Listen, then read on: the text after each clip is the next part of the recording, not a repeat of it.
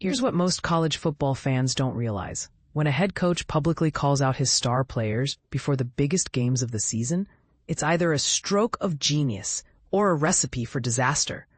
James Franklin just did exactly that with his Penn State squad, and the timing couldn't be more critical.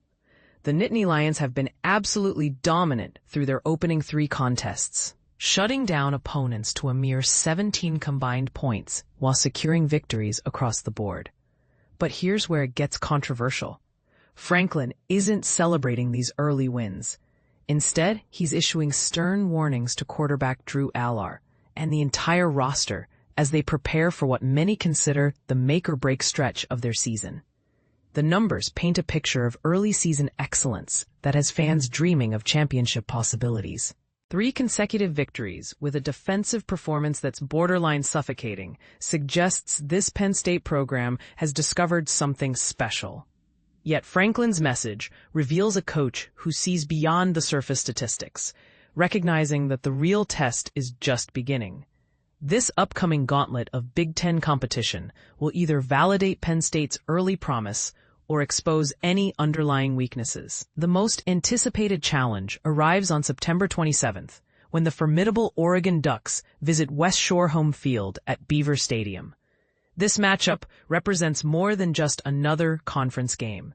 It's a legitimate measuring stick against one of college football's premier programs. But here's the part most people miss. Franklin's public critique might actually reveal deeper concerns about his team's readiness for elite competition. Our performance on third down situations needs significant improvement from everyone involved, coaching staff, Drew, and every single player on this roster. Franklin stated with unmistakable urgency, according to Basic Blues Nation.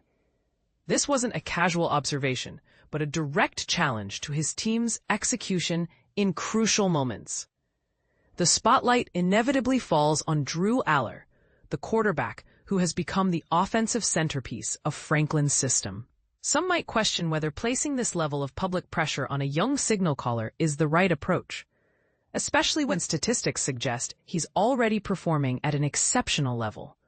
Franklin's confidence in his quarterback remains unwavering, despite the public criticism. The head coach highlighted Allar's remarkable efficiency, noting that his touchdown-to-interception ratio ranks among the finest in Penn State's storied history. When examining his decision-making and ball security, he stands alongside the greatest quarterbacks this program has ever produced. Franklin explained, "Our responsibility as coaches is creating situations that allow him to establish his rhythm and showcase these abilities. And this is where the strategy becomes fascinating. Franklin is simultaneously praising and challenging his quarterback, creating an environment where expectations soar while acknowledging areas needing improvement. The upcoming schedule reads like a gauntlet designed to test championship mettle.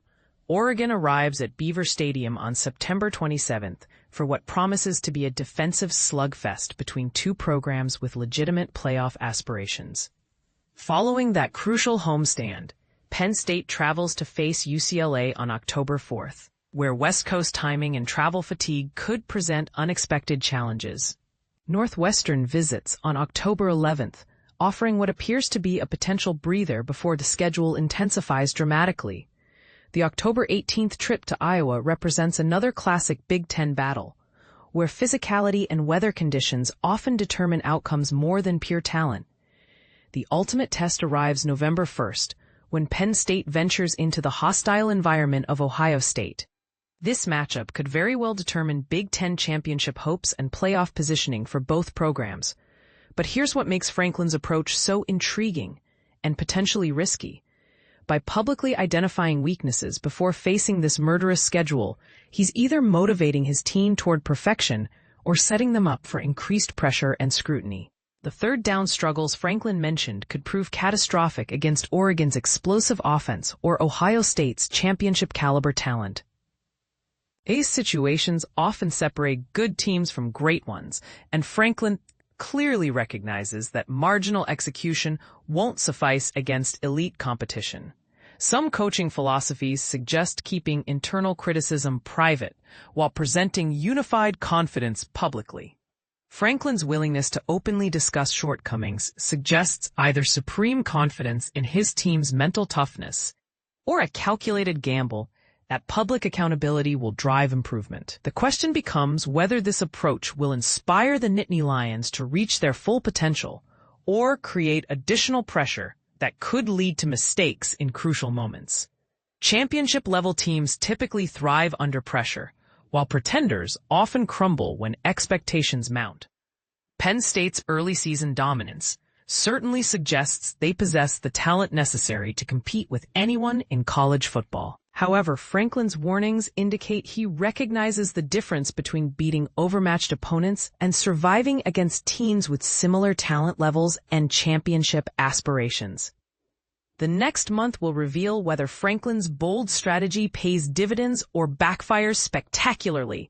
Either way, Penn State fans are about to discover exactly what their team is made of. What do you think? Is Franklin's public criticism of his players a masterstroke of motivation or unnecessary pressure that could backfire? Should coaches keep these conversations private, or does public accountability drive better performance? Share your thoughts on whether Penn State is truly ready for this gauntlet, or if they're being set up for disappointment.